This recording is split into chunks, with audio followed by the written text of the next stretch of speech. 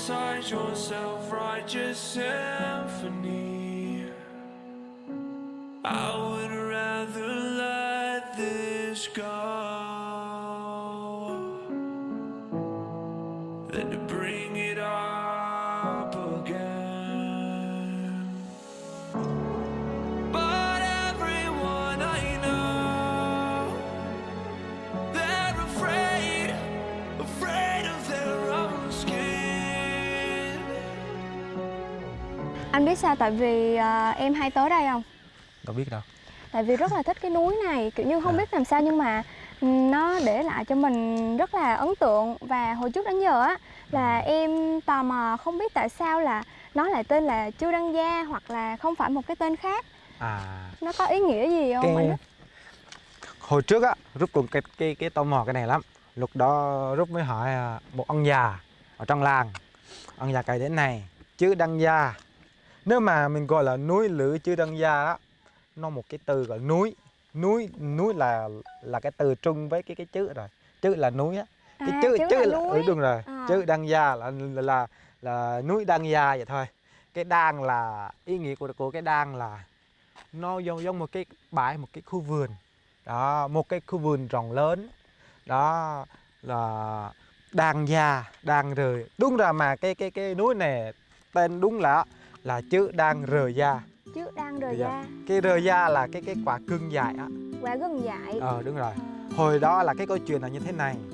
Có một cái bà kia, cô bà kia là bị đau bụng.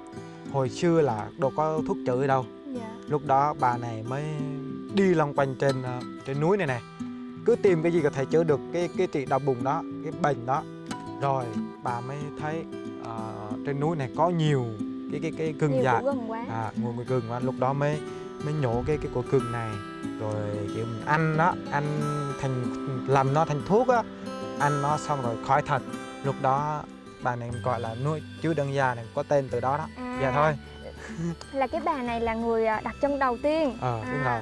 Và sau cái sự tích này á là lấy cái tên của nó là Chư Đăng Gia luôn. Chư Đăng Gia luôn, là có nghĩa là cái núi này hôm trước là có mấy cái gừng dại vậy đó, mấy cái củ gừng vậy thôi. Có đằng này này. Bởi vì cái núi này là ngày xưa nó nói chung là nó hay lắm, cái gì cũng có cái tự nhiên là hết. Giống như cái quả dứa này có luôn. Nó cứ nó tự có luôn. Đúng rồi, nó tự mọc luôn. Quả đu đủ này có luôn. Nói chung là cái lưới này giống như một cái nguồn thức ăn cho dân làng ở đây. Ngày xưa họ qua đó như vậy. Dần dần là thời gian nó phát triển hiện đại, người ta kiểu là người ta mang mấy cái giống quả bí, quả chuối vào đó, người ta chặt phá là bỏ những cái quả đó, cũ, đúng những cái mà vốn có. Bởi vì mấy cái quả vốn có là họ chỉ ăn chứ không bán được. Hồi đó như vậy, khi đó người ta rào cái cô chuối đi, rồi bí đó, rồi trong cái này có tiền, trong cái này tiền, người ta chạy theo tiền như vậy đó, người ta cần có tiền như vậy đó. Xong rồi người này, nhà này phát ở đây, rồi thành rẫy của họ, phát ở đây thành rẫy của họ, làm ở đây rồi họ trồng mấy cái thuốc lá vậy đó. Ngày xưa có cái thuốc lá, rồi lúc đó thành cái rẫy của họ, cái ruộng của họ vậy thôi. Xuân người ta trồng bí, trồng bắp, trồng ngô trong làng tới ngày hôm nay để phục vụ cho, gọi là để có kinh tế, lấy cái tiền đó mua mấy cái khác vậy thôi. Là vì nhu cầu mưu sinh cho nên là họ không thể giữ lại những cái mà kiểu như là tạo hóa đã ban tặng, nên là trồng những cái giống củ mới. Hồi trước á, nếu mà không nghe anh kể á, thì em chỉ nghĩ nó giống như là một cái tên thôi, là Chư Đăng Gia, chứ không nghĩ là Chư đó là núi.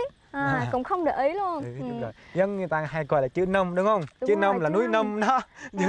Là núi Năm. Đúng rồi. Vậy mà kiểu như là mình cứ đọc bình thường đó là Chư Năm, đó là giống như một cái tên bình thường, chứ mình không có phiên dịch ra cái nghĩa của người Cha Rai là chữ Năm. Rồi. Hiện tại thì anh em chúng tôi ở đây không có 2 người đâu, với là cameraman đâu. Hiện tại thì đang có rất là nhiều người, đúng không? Đang ở trên kia. Hiện tại họ đang làm gì không biết. Bây giờ do nãy là đi chụp trang nên hai anh em chúng tôi đi trên đường vừa đi vừa nói chuyện. Bây giờ là thôi mình chụp đã, chụp về ngay xíu để cái mình nói chuyện tiếp. Giờ mình nói chuyện nhiều quá rồi. Chắc là em thấy cái chỗ này đẹp nè anh Rúp ha. Mình sẽ chụp ở chỗ này ha. Rồi Rút đang tập chụp nha các bạn ơi. Anh Rút chụp rất là chuyên nghiệp nha. Ai da. Nha, 1, 2, 3. Rồi, mình đứng So cliche, I see the sparks you throw my way. I know your name is written on everyone's mind. Your whole show is captivating me, but don't think that I can see right through that disguise. But when you got close to me, you had me falling so hard, baby, hard, baby. Yeah, now I get it. You got heads turning, and you don't even try. Well, would you look at that? My glass is empty, glass empty. How about I get another drink, baby, drink, baby? Okay, I get it. You got fire burning, right there in your eyes. So when you got